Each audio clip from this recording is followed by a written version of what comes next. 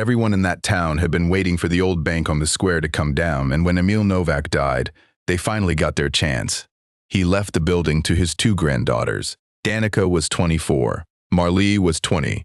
What they inherited was a hand-painted sign that read, "Haunted Museum, admission $4." A limestone building nobody in the county had been willing to walk into since before either girl was born, and $11,000 in back taxes they had no way on earth to pay. Their uncle already had a buyer and the papers drawn up. All they had to do was sign. But their grandfather had kept one room in that building locked for 34 years, and he had made both of them promise they would never open it. 9 days after the funeral, Danica Zaman was on her knees in the front room with a bucket of vinegar water, scrubbing 4 decades of fingerprints off the glass case that held Exhibit 4. Exhibit 4 was a doll, porcelain head, one glass eye gone cloudy, a blue dress that had faded to the color of dishwater.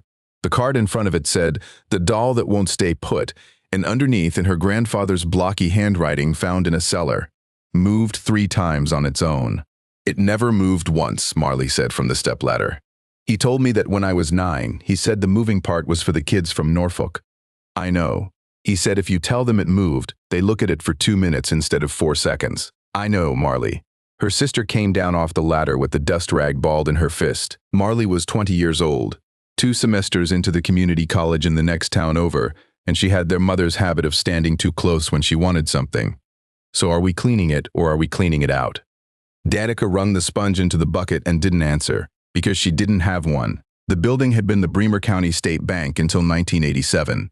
The lettering was still cut into the limestone above the door, and their grandfather had never bothered to chisel it off. He had just screwed a sheet of plywood over the top half and painted his sign on it. The bank's name was still under there. Everybody in town knew it was still under there. Inside, the lobby was one long room with a pressed tin ceiling and a floor of small white hexagon tiles, half of them cracked. Emil had run the whole museum out of that lobby and the 2 rooms behind it. A jar of dirt sat on a shelf with a card that said, "Graveyard Dirt, County Unknown." Somebody had screwed a Ouija board down under plexiglass at the corners so kids couldn't lift it. A cassette player hung on a nail with a set of headphones and a hand-lettered card that said, "Voices recorded in this building at 3 in the morning." By the door sat a cigar box with a slot cut in the lid. $4 for adults, $2 for kids. There was $16 in it the morning he died, and neither girl had touched it. Behind the door hung his canvas apron with a carpenter's pencil in the chest pocket, and Danica had not been able to make herself take it down. They lived upstairs, 2 bedrooms, a kitchen with a window that looked out over the square, a bathroom with a tub that took 11 minutes to fill. Their mother had brought them there when Danica was 13 and Marlee was 9, and their mother had died in the back bedroom 4 years ago, and after that nobody said anything about the girls leaving, and the girls never left. Their father had gone when Marlee was 2. Danica could remember a green coat and a car with a bad muffler, and that was the whole inventory. At 10:30, their uncle's truck pulled up out front. Lyle Novak was 52, and he came in with a box of donuts from the gas station, which was the closest thing to an apology he had ever offered anybody. He set them on the counter where his father used to sit on a stool and take $4 from strangers. "You girls eat. We ate," Danica said. "Eat again." He pulled the stool out and sat on it, and the sight of him on that stool put a small heartache under Danica's ribs. He took a folder out of his coat. "I need 10 minutes. Take the 10 minutes. He laid 3 papers on the counter and turned them around so they faced her. "There's an outfit out of Norfolk builds those storage places, the metal ones with the orange doors. They want this corner. They want the whole lot, and they'll take the building down themselves at their cost, which is not nothing, because there's asbestos in that boiler room and I know it, and so do you. How much? $140,000. He let that sit. "Split 3 ways after the lawyer, that's about 43 apiece, give or take." Marlee had come up behind Danica's shoulder without a sound. "Now here's the other paper." Lyle slid the second one across. "Your grandfather quit paying the property tax 6 years ago, $11,400 and change. County puts it on the tax sale list the 17th of March. That's not a threat. That's just the calendar." Danica read the same line 4 times. "He had money," she said. "He had the museum. He had a museum that took in maybe $9,000 a year and a boiler from 1958. Lyle rubbed his eye with the heel of his hand. He worked nights driving a fuel truck out of the co-op, and he had that gray look men get from sleeping in the daytime. "Danica, I'm not the bad guy in this. I'm the guy holding the calendar. Nobody said you were the bad guy. Your face said it. Marley picked up the third paper, which was the offer letter, and read it and put it down again. Where do we live? She said. There's apartments in the county seat, go for $600. You'd have $40,000, Marley. You could finish school 4 times over. Where do we live in March? Lyle didn't answer that, and to his credit, he didn't pretend the question was unfair. He looked around the lobby instead, at the doll and the jar of dirt and the plexiglass, and something moved through his face that Danica had never seen on him before. You know what this place is, he said. You girls grew up in it, so you think it's a house. It's not a house. It's the worst thing that ever happened to this county with a $4 sign hung on it. That's a hell of a thing to say 9 days after. I know exactly how many days it's been. He stood up. He put both hands flat on the counter. You want to be mad at me? Be mad at me. Everybody in this town got to be mad at him. We're the only ones who had to live with him. The room got very quiet. Out on the square, a truck went by with a loose tailgate. Mad at him for what? Danica said. Lyle picked up his folder and squared the papers against the counter until the edges lined up. Ask anybody over 50, he said. Ask the first one you see. Don't ask me because I'll say it wrong. He left the donuts. That afternoon, Danica walked over to the grocery for coffee and eggs, and she found out he was right about the asking.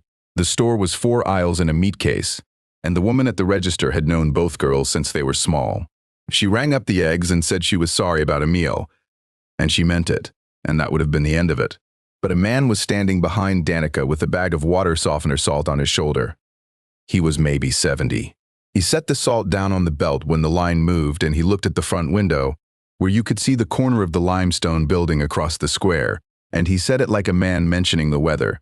Well, maybe now that lot can be something. The checker's eyes came up fast. Don't. What? He honestly did not know. He looked at Danica and he still did not know. And then he did, and his ears went red. Oh, honey, I didn't. It's fine, Danica said. I didn't mean it like, it's fine. She carried the eggs across the square, holding them against her chest with both arms. And she didn't cry, and she didn't go back inside right away either. She stood on the sidewalk out front and looked up at the plywood sign with the paint peeling off the bottom edge, and underneath it the cut stone letters spelling out the name of a bank that had been dead for 39 years. Marley was in the back room when she came in, standing in front of the vault. The vault took up most of the back wall. It was the real thing. A bank vault with a wheel and a dial and a door about 8 inches thick. And sometime long before the girls were born, somebody had drilled the dial out. Their grandfather had bolted a steel hasp across the seam and hung a padlock on it, and that padlock had been there every day of both their lives. I've been standing here 20 minutes, Marley said. Doing what? Trying to remember his exact words. Danica set the eggs down. She knew the exact words. She had been 11 years old, and she had asked him what was in there, and Emil had looked at her over the top of his reading glasses with the pencil still in his hand. You can go anywhere in this building you want, he had said. That room isn't mine to show you. She had been 11, and she had heard it as a rule about being polite. It took her 13 more years to hear the second half of that sentence. He caught me with my hand on it once, Marley said. I was 12. I wasn't even trying to open it, I was just touching the lock, and he came around the corner, and I have never seen a person's face do that. Was he mad? That's the thing, he wasn't mad. Marley put her palm flat on the cold steel. He looked scared. And then he made me sit at the counter, and he made me a cup of coffee with about 9 sugars in it, and he said, promise me. And I said, okay. He said, no, say the words. So I said, I promise. He made me say it too. When? I don't know. 13. 14. The two of them stood there. Through the wall you could hear the sound of the square, which at 4 in the afternoon in that town was 1 car and a dog. Lyle wants a signature by Thanksgiving, Danica said. Are we signing? I don't know. Danica, I said I don't know. She heard how it came out and she pulled it back. $40,000, Marley. That's a real thing. That's you finishing school and me not doing 3 to 11 at the county home until I'm 50. I'm not going to stand here and tell you that's nothing, because it isn't nothing. So what's the problem? Danica looked at the padlock. The problem is that they'd bring a machine in here and put all of it in a dumpster, she said. Whatever's in that room goes in a dumpster, and I never saw it. I can't sign a paper on a room I've never been in. I just can't do it. If you told me to explain why, I couldn't. Marley was quiet a second. Then she said, the plastic bag. What plastic bag? From the funeral home. The one that's been sitting on the kitchen counter for 9 days because neither one of us wants to touch it. They went up the back stairs together. The bag was on the counter next to the bread box, a clear plastic bag with a printed label on the front and a red twist tie. And it was true that neither of them had touched it since the woman at the funeral home had handed it over with both hands and a soft voice. Danica untwisted the tie and turned it out on the table, his watch with the crystal scratched to fog and the band worn pale where his wrist bone had ridden on it. A pocket knife, reading glasses folded, a comb, $11 and a receipt from the hardware store in the county seat. A ring of keys, and a coil of soft copper wire about the diameter of a coffee cup, wound tight and neat, wound off a spool. Marley picked it up. He had one in every coat. Why did he have this? I don't know. Danica turned it over. The end was cut clean and the coil was wound so carefully it held its shape in her hand. I never asked him. 24 years and I never once asked him. She set it down and took up the keyring instead. There were 9 keys on it. The front door, the back door, the upstairs, the boiler room, the truck. 2 she didn't know. The post office box and 1 small flat brass key that looked exactly like the key to a padlock. Neither of them said anything for a while. If we open it, Marley said. We can't unopen it. No, he asked us not to. I know he did. Both of us. Out loud. Marley. Danica closed her hand around the keys until the teeth bit her palm. He also let the taxes go for 6 years without telling anybody. He also left us a building we can't keep and can't afford to lose. Whatever the reason was that we weren't supposed to look, he's not here to give it, and in 4 months a man from Norfolk is going to bring a track hoe in here and knock that wall down, and he is not going to ask anybody's permission. Marley took the keys out of her hand. Then let's be the ones, she said. They went back down the stairs. Marley turned on the overhead in the back room, and the old fluorescent tubes came on in stages, so the room got bright in 3 steps. Danica put the flat brass key in the padlock, and it turned like it had been oiled that week, which, knowing him, it had. The hasp swung. The lock came off in her hand, heavier than she expected. It took both of them to move the door. 8 inches of steel on hinges that had been carrying that weight since 1922, and it swung slow and smooth and let out a breath of air that smelled like cold stone and machine oil and old paper. The room behind it was dark. The light from the back room reached about 6 feet in and quit. Marley got the flashlight from under the counter, the big rubber one their grandfather kept for the nights the power went out, and she put it in Danica's hand because she did not want to be the one holding it. Danica turned it on and swept it left to right. The vault went back 40 feet. Somebody had built shelving down both walls, floor to ceiling, rough pine boards on steel brackets, and every inch of every shelf was full. A sewing machine in a black case. A saddle on a wooden stand. Stacks of dishes wrapped in newspaper and tied with string. A child's bicycle with the chrome pitted. Picture frames stacked on edge like records. A pressure canner. 2 rifles in cloth sleeves. A wooden box with dovetailed corners. A wedding dress hanging in a bag. Gone the color of weak tea. Hundreds of things, hundreds and hundreds of ordinary things, and hanging from every single one of them, tied on with a short twist of soft copper wire, was a small brass tag with a number stamped into it. The flashlight beam shook, and Danica realized it was her hand doing it. Marley took 1 step into that cold and reached out and turned the nearest tag over with 1 finger, and read the number, and then she looked down the length of all those shelves going back into the dark. Danica, she said, none of this is his. The tag was about the size of a quarter, stamped brass gone dark at the edges, with the number 209 punched into it. Marley held it up and the flashlight caught it. It's tied on, she said. Look at how it's tied on. Danica came closer. The wire was that same soft copper, cut to about 4 inches, threaded through a hole in the tag and twisted 3 times around the neck of the sewing machine case. 3 twists, then the tail bent flat so it wouldn't catch on anything. Whoever did it had done it the same way every time for a very long time. She turned and put the light on the shelf across from her. Every tag was tied on exactly like that. Get the lamp from the counter, she said. They ran an extension cord in under the vault door and hung a work light off a shelf bracket, and when it came on, the room stopped being a mouth in the dark and turned into a storeroom. That was somehow worse.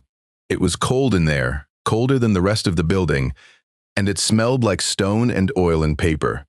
The shelves went back 40 feet on both sides, rough pine, cut to fit, screwed into steel brackets that had been anchored into the block wall by somebody who knew what he was doing. At the far end, under the last shelf, There was a wooden chair with a cushion worn flat in the middle and a floor lamp beside it with the shade gone yellow. He sat back there. Marley said, "I know. Danica." He sat back here, in the dark, in the cold. They walked down to it. Beside the chair was a milk crate, and beside that a green thermos with the cup screwed on, and a coffee can holding 4 spools of copper wire and a pair of side cutters worn shiny at the jaws. The milk crate was full of newspapers. Marley pulled one out. It was folded open to the classified page, to the block of auction listings that ran every week in every small paper in that part of the state, and about a dozen lines had been circled in pencil. Beside 2 of the circles, in the margin, somebody had written a number. "These are sale bills," she said. "How many are in there?" Marley dug down with both hands. The papers went to the bottom of the crate, packed tight, and the ones underneath had gone brittle and brown. "They're dated," she said. "This one's from 2 years ago. This one's from 1996. She looked up. He read the auction page. Every week, for 40 years. Just inside the door on the right, there was a small table with a green blotter on it, and on the blotter sat 5 books. They were bank ledgers, green cloth covers cracked at the spines, the page edges marbled. Danica opened the top one and her chest went tight because the handwriting inside it was the same handwriting that had written her permission slips for 11 years. He had ruled his own columns with a straight edge, 6 of them. Across the top of the first page, in his blocky capitals, he had written a line and then underlined it twice. "Give it back when it can be taken without shame." Marley read it over her shoulder and said nothing at all. The columns were headed Tag, What, Whose, Where I Got It, Paid, and Home. Danica put her finger on the first full line and read it out loud, because her sister was standing there and somebody had to say it. Tag 209. Treadle sewing machine, Singer, black case. Kubik. She stopped. Kubik like Mrs. Kubik? 3rd grade? Kubik like her mother, probably. Danica made herself keep going. Where I Got It. Consignment sale, 2 counties over, 1998. Paid, $22. She moved her finger to the last column. Home. It's blank. She turned the page. Tag 6. Wedding ring gold engraved inside, letters A and M, 1951. Where I Got It. Pawn shop in Sioux City, 1993. Paid $110. Her voice did something on the last column and she cleared her throat. Home, mailed, no return address, 2004. Mailed to who? It doesn't say who, it says mailed. Marley sat down on an overturned crate. Read another one. Tag 140, boy's bicycle, red chrome pitted. Where I Got It, school rummage, $6. Home, left on the porch, 1999. Left on the porch, that's what it says. Whose porch? Marley, it doesn't say whose porch. Her sister pushed both hands back through her hair and held them there. Read one more. Tag 318. Saddle tooled, initials burned in the skirt. RJS, Where I Got It, dealer, 3 counties over. Paid $220. Danica ran her finger across. Home. Blank. She kept going down the column because she had gotten into a rhythm and stopping felt worse than reading. Left on porch. Church rummage. Marked free. Mailed, no return. Left on porch. Gave to the daughter, told her I bought it by mistake. Sent through the auctioneer, told him it came out of a storage unit. Left on porch. He lied every single time, Danica said. He gave people their stuff back. He gave it back and then he lied about where it came from. Read the column, Marley. There's not one line in here that says I knocked on the door and handed it to them. She closed the book on her thumb and looked down the length of that room. At all those shelves, at the picture frames stacked on edge, and the dishes wrapped in newspaper and the canner and the child's bicycle. How many of these are there? She said. They found out in about 20 minutes. And those were the last 20 minutes of either of their lives in which they still thought this was a nice story. The 5th ledger was the newest. The last written line in it was dated the 11th of October, 3 days before he died, and the tag number on that line was 717. /717, Marley said. That's how many he bought. That's how many he tagged. On the table next to the blotter, there was a shallow oak drawer that had been pulled out of some cabinet and set there on its own. The front of it had a brass card holder with a yellowed card in it, and the card said keys 1 through 750 in printing older than either of them. The drawer was 3/4 full of loose brass tags. Marley counted them into stacks of 50 on the green blotter while Danica held the light. It took a while. When she finished, she sat back and pressed her palms against her eyes. 411. Say that again. There are 411 tags in this drawer with nothing tied to them. Marley's voice came out flat. /717 minus 411 is 306. Danica turned around slowly. 306 things. On those shelves, in that cold, every one of them wearing a little brass tag and a twist of copper wire. So when he gave one back, Marley said, he cut the wire and the tag came back in the drawer. Yes, so the drawer is. The drawer is the ones he finished. Danica put her hand on the edge of the table because her legs had gone strange. And the shelves are the ones he didn't. Neither of them said anything for a minute. Up through the floor came the sound of the boiler kicking on, that long knock in the pipes that had been the soundtrack of their whole adolescence. Danica went back to the ledger and started running her finger down the who's column, and that was when it stopped being an arithmetic problem.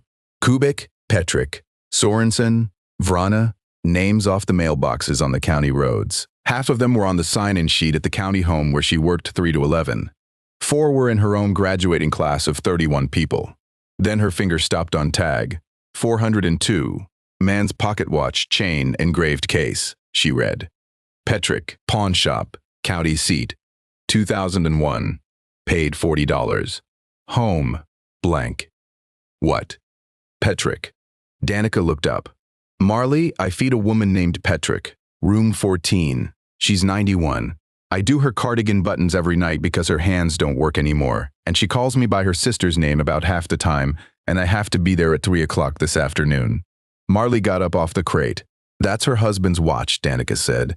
It's 40 feet from where I'm standing. It's been 40 feet from where I'm standing my entire life. Okay. Don't say okay. Then what do you want me to say? Danica set the book down and walked halfway down the room and stopped in front of the sewing machine in the black case and put 2 fingers on the tag.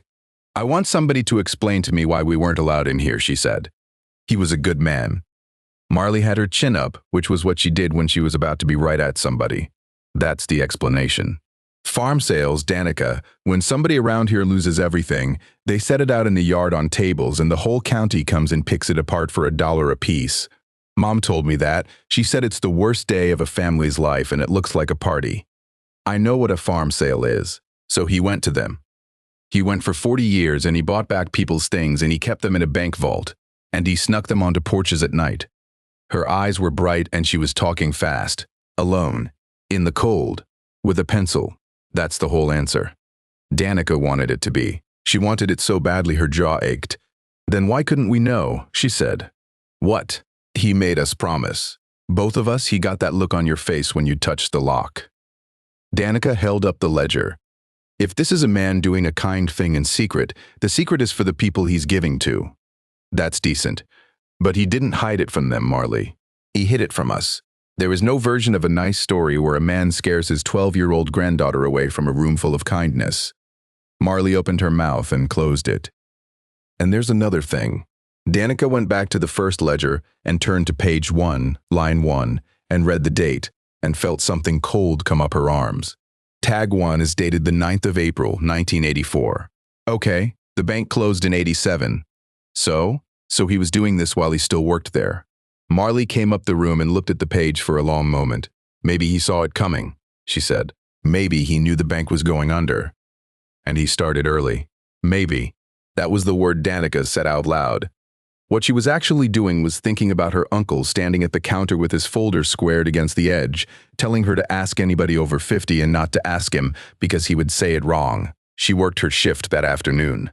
She had worked that same shift for 3 years, and she could have done the whole thing in her sleep, and that day she did every single thing wrong.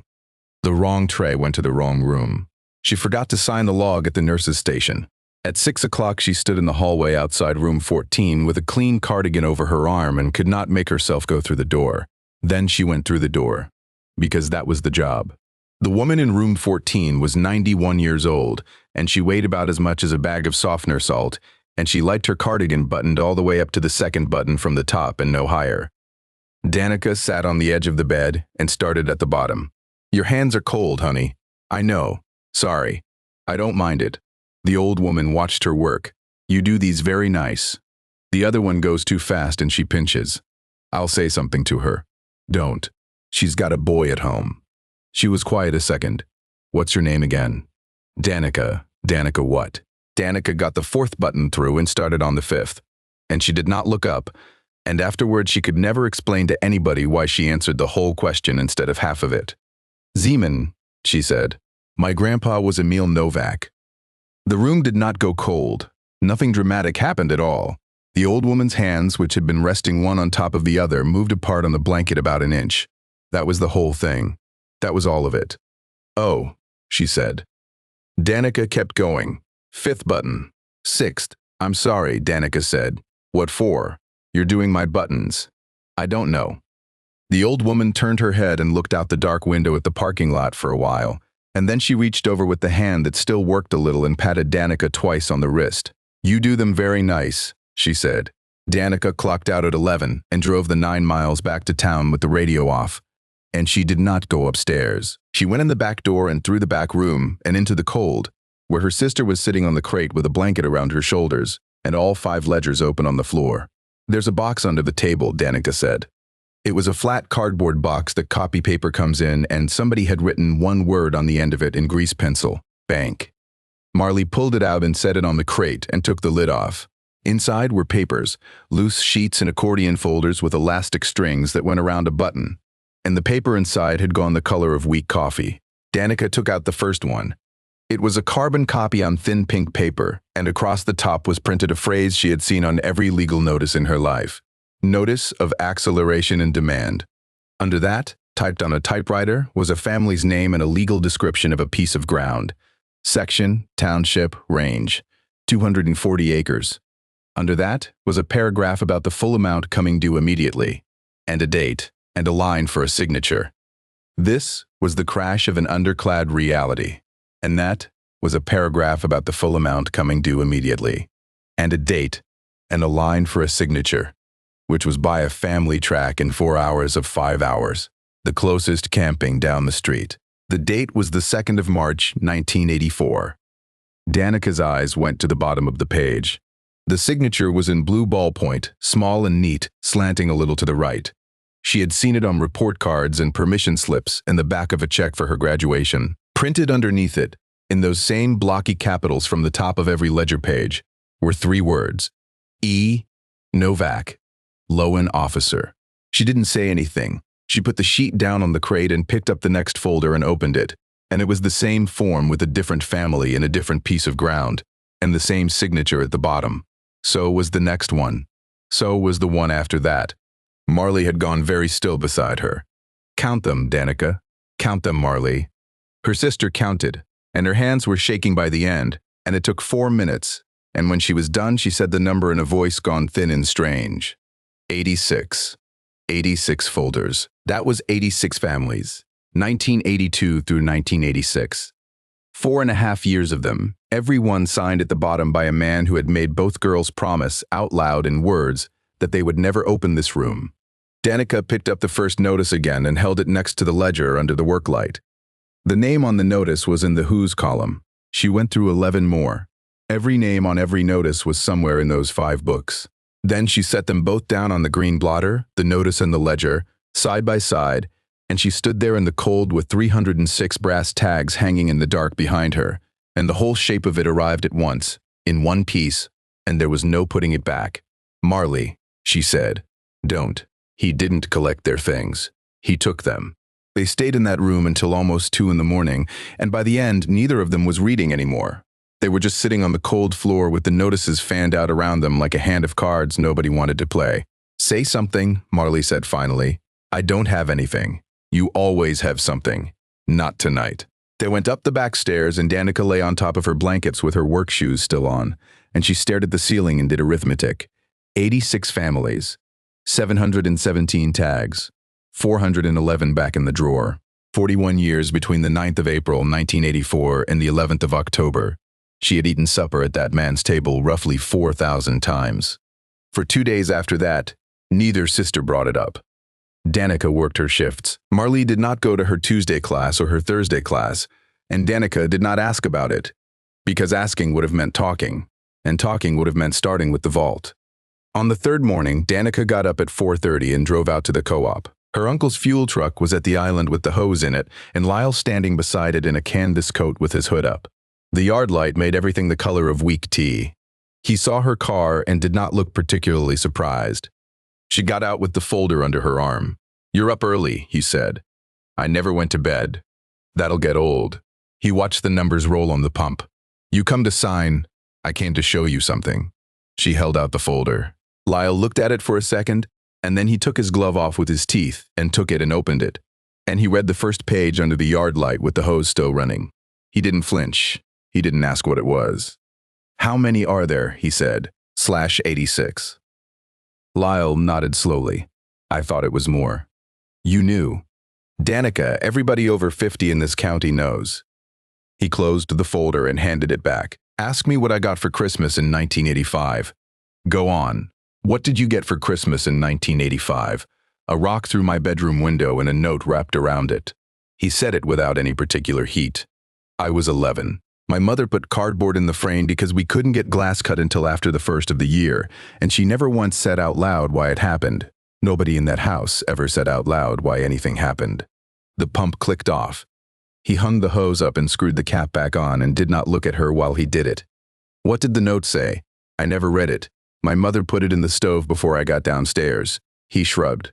"I've had 40 years to decide what it probably said, so at this point I've read about 400 versions of it." "He was good at his job," Lyle said. "That's the thing nobody tells you. The interest went to 21%, and the ground went to half of what everybody owed on it. And there was a man in Omaha who told him which ones to call.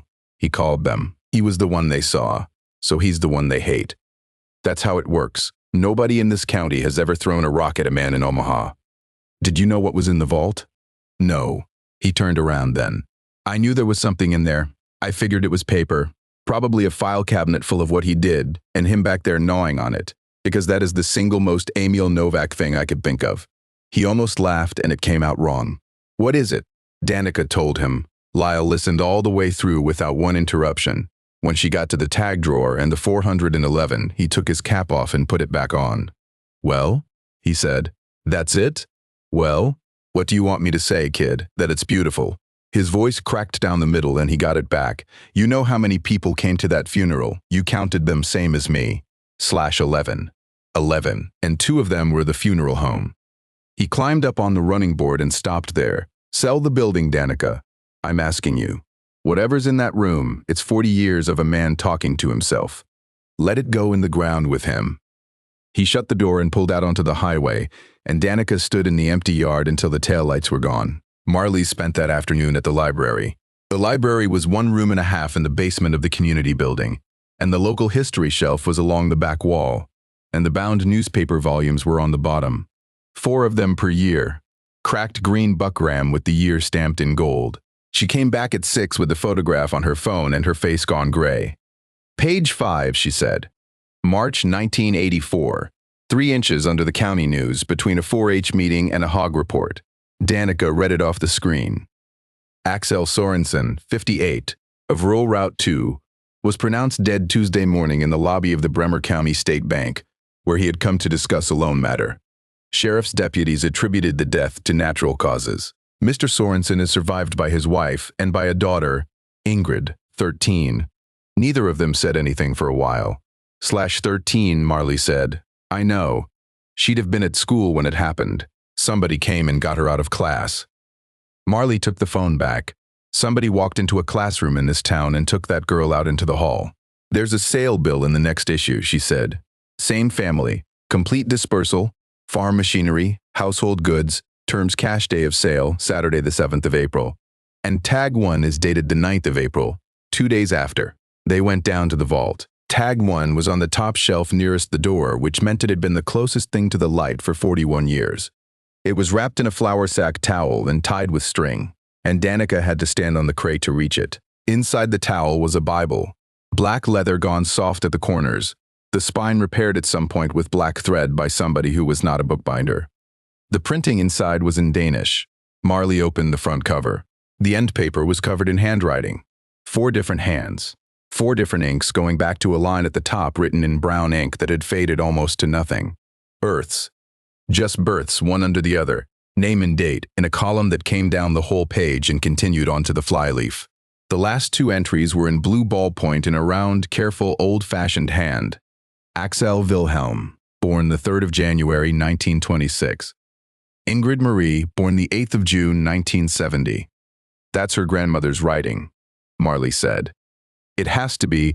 Look how careful it is. Danica couldn't answer. They went back to the ledger and found the line, and the line said, Tag 1. Family Bible, Danish, births written in the front. Sorensen. Where I got it, the sale, box lot with 2 Crocs and a dish drainer, paid $2. Home. Blank. Underneath the blank, in 3 different pens, added at 3 different times in 3 different years, their grandfather had written, tried 1991, tried again 97, tried again 2006. Danica put both hands flat on the green blotter and let her head hang down between her shoulders. He tried 3 times in 40 years, Marley said. Then we do it a 4th. Danica, tonight, you're going to walk up to Ingrid Sorensen's door with the thing her grandmother wrote in and tell her our grandpa's had it since 2 days after her dad died in the bank lobby. Marley's voice went up. Start with the sewing machine. Start with somebody easy. Danica put the Bible in a grocery sack because she did not have anything better, and that detail bothered her the entire drive. There isn't an easy one, she said. Ingrid Sorensen lived in a white house at the north edge of town, with a porch light on and a plastic chair by the door, and a wreath on the door that was still the fall one. She was 55 years old. She kept the local history shelf at the library, and she had run the funeral lunch in the church basement for every funeral in that town for 30 years, including Emil Novak's 19 days earlier. Danica had watched her carry in a pan of scalloped potatoes for 11 people and set it on the warmer and leave without eating. She answered the door in a cardigan with a dish towel over her shoulder. Mrs. Sorensen, I'm Danica Zeman. I know who you are.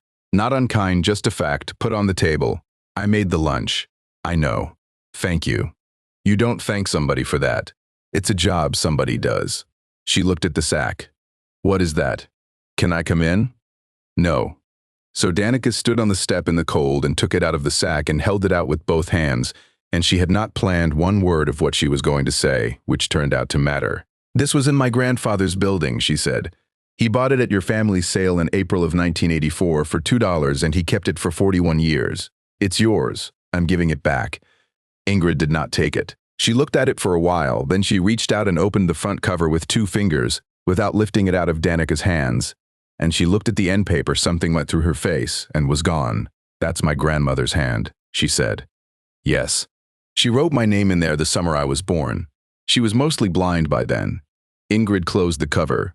Where did you say? On a shelf, in the vault, with 305 other things. That was the moment it turned, and Danica felt it turn, and there was nothing she could do to stop it.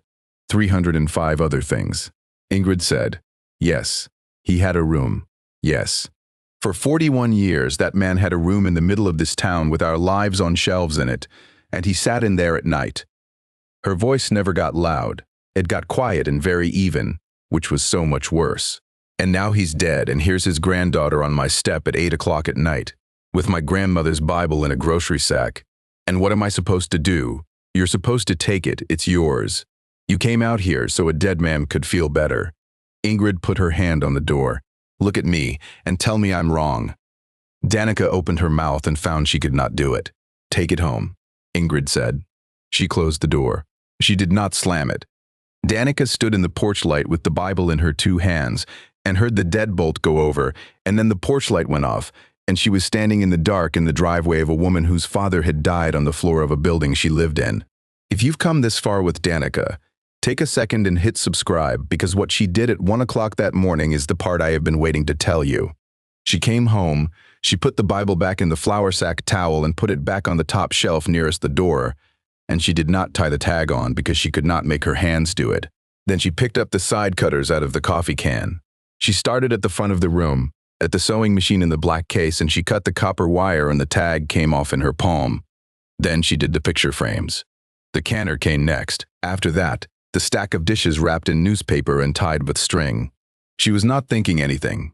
That was the honest truth of it, and later she would try to explain it to her sister and to herself, and never get closer than this. She wanted them to be things again. Just things, not accounts. Not names, just objects on a shelf that did not belong to anybody, in a building that could be sold on the 17th of March to a man who built storage units so that she could sign the paper and take her sister and go. She had 22 brass tags in the pocket of her sweatshirt when Marlee came through the vault door in her socks. "What are you doing?" "I don't know." "Danica, what are you doing?" "I don't know." She was crying by then, hard, with the side cutter still in her hand. "I don't know. I don't know." Marlee took the cutters away from her and set them on the floor, and then she looked at the shelves and Danica watched her sister figure it out about 4 seconds before she said it. "There are 3 sewing machines in this room," Marlee said. Danica stopped breathing.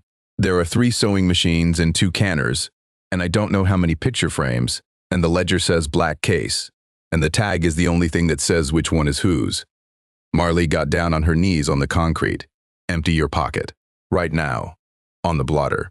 They worked until the window over the vault door went gray. 22 tags. Marlee read the ledger lines out loud and Danica matched them by hand, by the description, by the wear on a case, by a scratch, by the exact shade of a wedding dress in a bag, and where they could not be sure they went and found the sale bill in the milk crate and matched the year. They placed 20 of them. 2 they never could. Tag 509 and tag 660. A hand mirror with a bone handle and a wooden box with dovetailed corners. And no way on this earth to know which was which family's. At 6 in the morning, Marlee wired those 2 back on with her best guess and wrote a note in the margin of the 5th ledger in her own handwriting. The first new writing in that book since the 11th of October. Not certain. Marlee, November. They sat on the concrete with their backs against the shelves and the work light buzzing over them. "You were going to sign," Marlee said. "Yes. Say the whole thing." Danica wiped her face with the heel of her hand. "I was going to sign the paper and take the money and let a man from Norfolk push this building over with all of it inside, and I was going to be able to live with that, and that is the part that scares me. Not that I thought it, that I could live with it." Marlee leaned her head back against a pine board and closed her eyes. "Okay," she said, "then that's the thing we know about you now. We don't have to keep finding it out." Danica went upstairs at 6:30 and did not sleep. Under her mattress, where she had put it the night they first opened the room and had not told her sister about it since, was a child's baseball glove, tag 681, small enough for a hand that had been about 7 years old in 1983. She had wanted one thing out of that room that wasn't owed to somebody. She lay there with her hand on it through the mattress, and she did not sleep, and at 9 o'clock in the morning Marlee came up the stairs 2 at a time and said her name in a voice that brought her straight up off the bed. There were 4 cars parked along the square. There was a pickup at the curb with its engine running and its lights on in the daylight, and there were 9 people standing on the sidewalk in the cold outside the front door of the haunted museum, not one of them under 60, waiting. Danica went down the back stairs in yesterday's clothes with her hair flat on one side and stopped with her hand on the front door. Through the glass, she could see them. A woman in a quilted coat with her purse held in both hands in front of her. 2 men in feed caps standing 3 feet apart, which meant they had not come together. A woman with a walker. Behind them, a man she recognized from the grocery line, the one with the water softener salt, standing at the back with his hands in his pockets and his ears red in the cold. "What do I say?" she said. "Open the door." Marlee said, "That's the whole thing you have to do." Danica opened the door. Nobody rushed her. That was what she was not ready for. 9 people stood on the sidewalk in the cold and looked at her, and not one of them said a word until the woman in the quilted coat cleared her throat. "Ingrid Sorensen called my mother last night," she said. "My mother called me at 6:30 this morning. Her chin was going. She got it under control. Is it true you've got my grandmother's things in there?" "I don't know," Danica said. "What's your name?" That was how it started, and that was how it went all day. "What's your name? Spell it." Marlee sat on the stool at the counter with all 5 ledgers open in front of her and ran her finger down the whose column. And Danica stood in the doorway of the vault with the work light on behind her, and one at a time they came in. The woman in the quilted coat got tag 244. A wooden butter mold with a wheat design cut in the face of it, and a crack across one corner that she put her thumb on before she got all the way through the door, because she knew that crack. She sat down on the concrete floor of a bank vault in her good coat and held it in her lap. "He kept it in a towel," she said. "Ma'am? There's a towel wrapped around it." Somebody wrapped a towel around it. The man from the grocery line got tag 91. It was a pocket knife with a stag handle and his father's initials scratched into the bolster with a nail, and he turned it over twice in his hand and did not open the blade. Slash $2, he said, reading the ledger line over Marley's shoulder. He paid $2 for it. Yes, sir. In 1988. He looked up. I was in this town in 1988. I was in this town every single year since. I know. He could have knocked on the door. There it was. Danica had known it was coming since the moment she opened that vault, and she had spent 3 nights building answers for it, and every one of those answers dried up and blew away the second a 70-year-old man said it out loud in her grandfather's lobby. You're right, she said. He waited for the rest of it. That's the whole answer I've got, Danica said. He could have knocked on your door. He didn't. I can't fix that, and I'm not going to stand here and explain it to you like I can. The man put the knife in his coat pocket. At the door he stopped and stood there a second with his back to her. He came to my father's funeral, he said, /1996, sat in the last row and left before the lunch. Then he went out. Not all of it was like that. A man about 60 came in at 2 in the afternoon and looked at the shelves for less than a minute and asked what any of it was worth. I don't know, Danica said.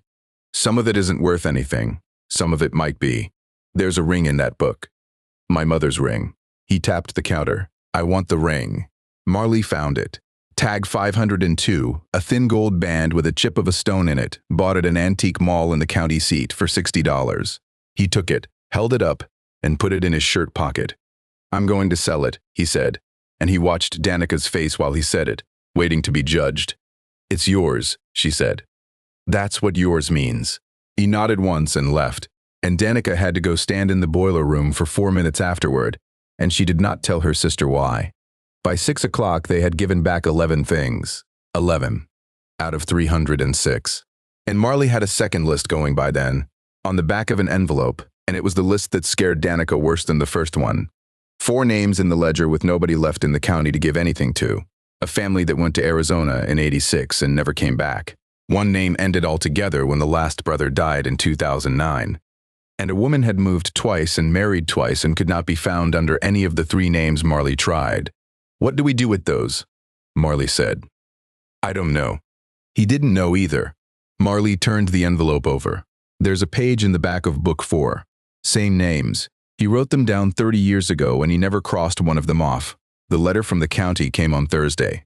It was 2 paragraphs and it was perfectly polite, and Marley read it standing at the mailbox, and then read it again on the sidewalk, and then came in and put it on the counter without saying anything. The property would be offered at the tax sale on the 17th of March. The buyer at that sale acquired the real estate, and as the letter put it, any and all contents, fixtures, and personal property remaining therein. Contents, Marley said. I read it. /306 things. Their contents. Her voice was climbing. Danica, if we don't have $11,400 on the 17th of March, a man from Norfolk buys everybody's stuff for the price of the back taxes, and then he can put it in a dumpster, and there's nothing anybody can do about it. That's the law. That's actually the law. Then we get $11,400. From where? I don't know yet. Marley found their mother that same night, and she found her by accident. She had been working her way backward through Ledger 3, checking Emil's handwriting against the sale bills in the milk crate, when she stopped on a page in the summer of 1998 and made a small sound. 3 lines, the home column. Not their grandfather's blocky capitals, but a round forward-leaning hand with a little circle over the letter I. Left on porch. R. Left on porch. First light. R. 3 lines in one summer. And then, on the next page and every page after it, back to the blocky capitals for 27 more years. Danica sat down on the crate very slowly. That's Mom. That's Mom's writing. She was 19. Danica put her hand over the page and then took it off again, because she did not want to smudge anything, which was a stupid thought, and she had it anyway. She was 19 years old and she carried people's things onto their porches at first light with her father. They called Lyle at 10 at night, and he came over in his stocking feet from the truck with his coat over his pajama shirt. He stood in the vault and read the 3 lines with his reading glasses pushed up on his head, and he was quiet for so long that Marley finally said his name. That was the summer she found out, Lyle said. She'd have been home from her first year of school. I don't know how she got in here. She never told me, and he sure as hell never did. What happened? She helped him. All of June, all of July. He handed the ledger back. Then in August, she told him he had to tell people, stand up at the church, put it in the paper, whatever, but tell them. Say it out loud with his mouth to their faces, and let them do whatever they were going to do about it. And he said no. He said it would humiliate them. Lyle's jaw worked. She said that was a lie and it would humiliate him. She called him a coward in this building, in this room, and she left the 18th of August, and we did not see her for 11 years. Danica felt her sister's hand find her arm. She came back with us, Marley said. She came back when she got sick, and he took the three of you in, and he never said one word about any of it again. Lyle took his glasses off his head and folded them. You know what that means, don't you? He'd already lost a daughter over this room. So when you two came along, he made you promise. Marley said it before Danica could. He wasn't hiding it from them, she said. He was hiding it from us. Nobody had anything to say to that, so Lyle wandered down to the end of the vault where the chair and the lamp were, and he picked up the fifth ledger off the little table, and he turned to the back to see if there was anything written there. There was. The last 11 pages of that book were a different set of columns, and across the top of the first one Emil had written 4 words and underlined them twice. Where it came from. Lyle sat down in his father's chair without seeming to notice he was doing it. Read it, Danica said.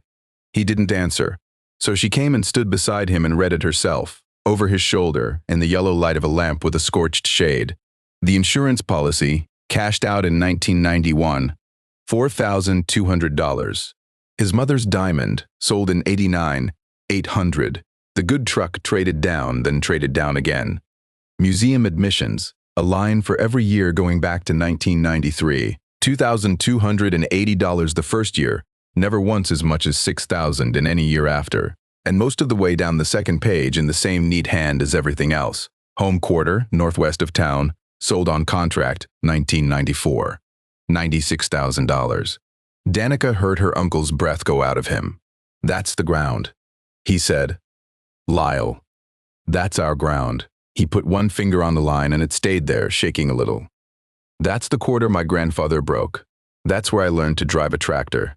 My mother sat me down at that table upstairs in the fall of 1994 and told me the bank took it. He sat with that a second. There were tarps in the machine shed out there my whole childhood, he said, stacked to the rafters all down one side. I asked him about them maybe 4 times, and he told me it was seed corn. 7 years that stuff sat in the shed before he ever bought this building. I helped him load a truck out of it when I was 18 years old, and I never once asked what I was carrying. Maybe she thought they had. She thought what he told her to think. Lyle closed the book and held it on his knees with both hands. He sold our ground to buy back their junk. 40 years of sorry, and he never once said it to me. Danica did not say anything because there was not one thing to say that would not have been an insult. After a while, Lyle laughed, one short, ugly sound, and wiped his face with his sleeve. You want to know something, he said. I asked him one time, 1993, when he put that plywood sign up over the bank letters. I was standing right out front and I said, Dad, what in God's name are you doing? And he looked at the sign, not at me, and he said, people will pay $4 to be scared of a room. He stopped. Then he said, nobody pays a dime to be sorry in one. The 3 of them sat in the cold with that. It was Marley, 20 years old, who put the 2 halves together, and she did it out loud in about 9 seconds. He charged $4, she said. For 32 years, he charged $4 a head to walk through a room full of fake ghosts, and every dollar of it went in that column. And that is how he paid for their things. So we opened the doors. Marley stood up. We opened the doors and we charged $4, same as he always did, and we put every dollar of it against the taxes. And anybody whose name is in these books walks in free and walks out with their own thing in their hands and never pays us a cent. Danica looked at her sister for a long moment. The 15th and the 16th, she said, / 2 days before the sale. If we come up short, we come up short with everybody watching. Then everybody watches. Marley. Danica did the arithmetic out loud, because somebody had to. $11,400 at $4 a head is 2,850 people. There are 1,100 people in this town. There are about 6,000 in the whole county, and a good half of them are the ones we hurt. Then they'll come or they won't. That's not a plan. No, Marley agreed. It's a door being open. That's all he ever had either. Lyle sat in the chair with the ledger on his knees and did not agree to anything. He put the book back on the table, squared to the blotter, exactly where he had found it. That was all he did. Ingrid Sorensen came on a Sunday night, after dark, alone. She did not knock at the front. She came around and used the back door like she had been in that building before, which Danica did not understand until later, and she stood in the doorway of the vault in her church clothes with her coat still buttoned. "I want to see it," she said. Danica turned on the work light. Ingrid walked all the way to the back, past the picture frames and the canner and the saddle, past 300 brass tags turning slightly in the draft from the door. She stopped at the chair. She looked at the thermos and the coffee can of copper wire and the side cutters worn shiny at the jaws. Then she said something that took Danica about 4 seconds to understand. "He was up here at 3 in the morning. Yes, there was a light in that window." Ingrid pointed at the small barred window high in the vault's outside wall, the one that looked out on the alley. "You could see it from the alley. My cousin saw it in 1994 and told the whole school it proved what people had been saying since we were kids. And I let him." She turned around. "I want to tell you something, and then I want to go home," she said. "I'm the one who made that building haunted. I was 14 years old and I needed somewhere to put it." Danica said nothing. "My father died on those tiles out there, in front of about 6 people, and the bank was open again by 1 o'clock that afternoon," Ingrid said. "You cannot be angry at a building. So I made it a haunted building, and I told it to every kid in this town for 10 years. And it got easier to say than the true thing, and by the time I was grown, it was just what everybody knew. Mrs. Sorensen. He bought this place for $11,000 because nobody in this county would set foot in it." Her voice did not shake at all. "Do you understand what I'm telling you? The reason your grandfather could do all this for 41 years, right in the middle of the square with nobody once asking him what he was buying at all those sales, the reason is me." Down in the basement, the boiler knocked in the pipes. "I'll tell people to come," Ingrid said. "The 15th and the 16th. I'll call everybody in that book, and I'll call the church, and I'll get the basement opened for lunch, and by Friday there won't be a person in this county who hasn't heard about it." She buttoned her top coat button and walked back up the length of the vault to the door. "I won't be there," she said. At 6 o'clock on the morning of the 15th of March, Danica went down to the vault by herself with a child's baseball glove and a 4-inch piece of copper wire. She put the glove back on the shelf where it belonged. Then she threaded the wire through the hole in tag, 681, and twisted it 3 times around the strap and bent the tail flat so it wouldn't catch on anything, the same way it had been done 716 other times in that room. Marley was standing in the doorway when she turned around. "How long have you had that upstairs?" "Since the first night." "Okay," Marley said, and that was all she said about it, then or ever. They opened the doors at 9. Lyle was already out front when they came down. He had the cigar box under his arm and a roll of ones in his coat pocket for making change, and he was wearing a shirt with a collar which Danica had not seen on him in 3 years. "You don't have to do this," she said. "Somebody's got to work the door." He set the box on the counter and squared it to the edge. "I'm the only one left who knows how he did it." The first 2 hours, 9 people came. Danica had prepared herself for that. She stood in the vault doorway with the ledger and told herself 9 was fine. 9 was 9 families. And she watched her uncle take $4 from a couple from out of town who had seen the sign and thought it was still a ghost museum. He gave them their tickets and did not correct them, and they came out 14 minutes later without saying anything to anybody. At 11:20, a car with the station's call letters painted on the door pulled up on the square. The woman who got out of it had done a story the year before about a 100-year-old cottonwood, and she stood in the vault with her camera operator for about 90 seconds without asking a single question. And then she asked Danica if she could film the shelves. "You can film anything in this building," Danica said. "You can't film anybody's face who doesn't want it filmed. And you say his name right, Novak. It's not Novik." It ran at 6 o'clock that evening on the Norfolk News, 2 minutes and 40 seconds. And there was a shot down the length of those shelves, with 300 brass tags turning in the draft, and after that, Danica stopped being able to keep track of anything. By 10 the next morning, the line went from the front door of the haunted museum down past the insurance office and around the corner. She never did get an accurate count of the people. What she remembered afterward came in pieces. She remembered a woman in her 60s standing in front of Exhibit 4 in the lobby for a long time, and then asking, in a voice that did not sound like it belonged to her, whether the doll could be taken out of the case. Marley got the little key. The woman turned it over and pulled the shoe off the left foot, and there, written on the porcelain and ballpoint pen in a child's printing, was a name. "That's me," she said. "That's my writing. I was 6.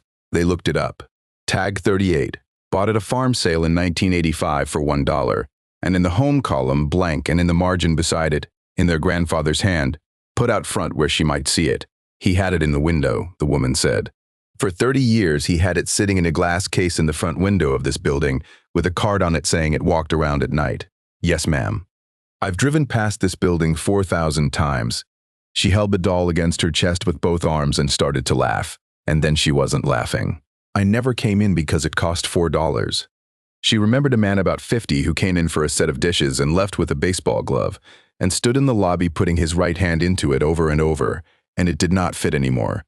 And he kept doing it. She remembered the church basement across the square, opened at 11, with 2 roasters of scalloped potatoes and 4 hams and a table of pie. Nobody had asked the sisters about it. The lights were just on and the door was propped and there was a hand-lettered sign that said, "Lunch, free." And Marley looked at Danica and neither of them said the name out loud. She remembered a man in a good coat who put a $100 bill in the cigar box and would not take a ticket. And she remembered the ones who came in, walked the length of the vault, looked at the shelves and left without asking Marley to check the book. There were more of those than she expected. Some people did not want to know. She remembered a man in his 40s who came in at 4 in the afternoon on the second day with the line still going out the door, and stood in the middle of the lobby and said, loud enough that the whole line heard him, that his father had died at 51 years old with a bad heart and a rented house and never got his tools back. Nobody in that line said one word to him. Danica had a speech ready and she left it where it was. Marley found the page, tagged 271. A wooden chest with dovetailed corners, full of hand tools, sockets and a brace, and 11 bits, bought at a dealer's shop 2 counties over in 1999 for $180. It took 2 of them to carry it out to his truck. He put the tailgate up and stood there with his hands on it. "I'm still not thanking you," he said. "Nobody asked you to," Danica said. He drove off. About an hour later, he came back and got in the line again, at the end of it, and went through a second time by himself and did not talk to anybody, and Danica let him alone. At 2 o'clock on that second afternoon, with the line still out the door, Danica took the flour sack towel out from under the counter and told her sister she would be back in 20 minutes. Ingrid answered on the second knock. The wreath on the door was a spring one now. "I know what you're going to say," she said. "I don't think you do. You're going to tell me the whole town is over there." "No." Danica held out the bundle. "I came to say I've had this wrong since the first night. Back in November, I stood on this step and gave you a speech about it being yours, and what I was actually doing was asking you to make it even. I wanted you to take it so that it would be finished. That's what my grandfather wanted too, for 41 years, and you were right about him, and you were right about me." Ingrid did not say anything. "So I'm not asking you to forgive him," Danica said. "I'm asking you to take your grandmother's handwriting back. That's a different thing, and it doesn't have anything to do with him at all." She set it on the plastic chair by the door, and she left before Ingrid could hand it back to her, which she was aware was a coward's move, and did it anyway. They closed the doors at 6. Lyle swept the tile with the front lights off. Danica sat on the stool at the counter with her shoes off and her feet on the rail, and for a long time the only sound in that building was the broom. "He'd have hated this," Lyle said. "You think? I know it. All those people in here looking at him." He got the pile to the mat and stopped. "That's why he did it at 3 in the morning, kid. It wasn't only so nobody would see them take it, it was so nobody would see him give it. Is that better or worse?" Lyle thought about that longer than she expected him to. "It's worse," he said. "But I understand it, and I'd have done the same, and I'd like to be able to tell you I wouldn't." Ingrid came at 7, when the square was empty and Lyle was sweeping the tile and Marley was upstairs counting. She came in the back again. She had the Bible with her, and she carried it in front of her with both hands, and she went down the length of the vault to the chair and the lamp and stood there. "He sat here," she said. "Every night." "How long?" "We don't know. The ledger says he was still writing in it 3 days before he died, so I guess the answer is until he couldn't." Ingrid sat down in the chair. She opened the front cover of the Bible on her knees and turned it toward the light and read the end paper. All of it, top to bottom. 4 generations of names in 4 different inks. She stopped at the last line and put her finger under it. Ingrid Marie, born the 8th of June, 1970. She wrote that with her nose about 2 inches off the paper, she said. She had the sugar and her eyes were going. My mother offered to write it for her and she said no. Danica stayed by the door and did not come any closer. After a while, Ingrid closed the book. She reached down and untwisted the copper wire on the tag with her thumbnail. 3 turns, and she got it loose, and she held the little brass disc up in the light and looked at the number stamped in it. Then she held it out. 1, she said. He started with us. Yes. Then you keep that. Ingrid pressed it into Danica's palm and closed her fingers over it. I've got what I came for. She stood up and buttoned her coat and walked back up the length of that room, and at the vault door she stopped. My father was not a good farmer, she said. That's the thing nobody will tell you either. He was a kind man and a terrible businessman, and he borrowed money 3 times he should not have borrowed, and your grandfather signed the paper. And both of those are true at the same time, and I am 55 years old, and I am only just now able to say them in the same breath. She went out the back door, and Danica heard her car start on the alley side. Marley came down the stairs at 8:10 with the ice cream bucket in both arms, and her face doing something complicated. They counted it twice on the green blotter. 1s and 5s and a lot of 20s folded into quarters, and the 111 checks, and 1 envelope with $200 in it and nothing written on the outside. $14,240. Lyle stood in the doorway with the broom and did not come in.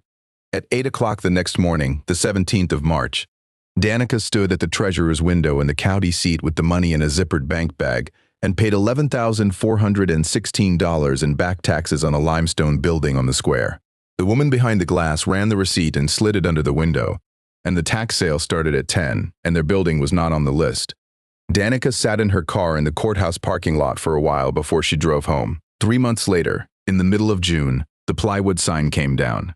Lyle did it himself on a Saturday with a socket wrench and a ladder, and it took him most of an hour, and underneath it, the cut stone letters spelled out the name of a bank that had been dead for 39 years, out in the daylight for the first time since 1993. Nobody in that town said a word about it, not one word all summer. But people looked up when they walked past, and they had not done that in a long time. The sign leans inside now, against the wall by the stairs. Marley wouldn't let anybody throw it out. The doll's glass case is still in the front room, and the 5 ledgers are in it now, open to a page. Somebody threw the jar of dirt out.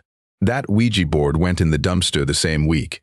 Marley kept the cassette player unplugged, along with the card that says voices were recorded in this building at 3 in the morning, because it turned out to be the truest thing in the whole museum. The Historical Society moved its shelf over from the library basement in May, and in April, people started bringing things in.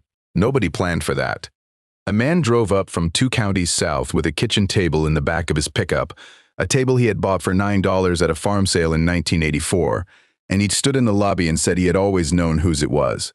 After that, it was a chair, then a churn, then a box of photographs somebody's mother had bought in a lot and never been able to throw away, then a milk can with initials on it from a woman in her 80s who cried in the doorway and would not come the rest of the way in. Marley started a 6th book for those, and she had 100 new tags stamped at a shop in the county seat, numbered from 718 up. Because the drawer is not for that, the drawer only holds the finished ones. She rules her columns with a straight edge because that is how it is done in that building, and she ties the tags on 3 twists with the tail bent flat. You can walk in Tuesday through Saturday and nobody charges you anything. The cigar box is still by the door with the slot in the lid, and the card taped to it says the money goes to the boiler and the postage, which is true because 29 items got mailed that spring to people who had moved away, and postage on a pressure canner is not nothing. Danica still works 3 to 11 at the county home. She does the buttons in room 14 every night, and neither of them has ever brought up the other conversation. And one evening in April, the old woman's son brought a pocket watch to show his mother, and Danica stood in the hallway with a linen cart until she could go back in. Marley re-enrolled in the fall. She drives over 3 days a week and she is thinking about records management, which she says out loud in a slightly embarrassed voice every time, and then explains why anyway. Lyle has a key.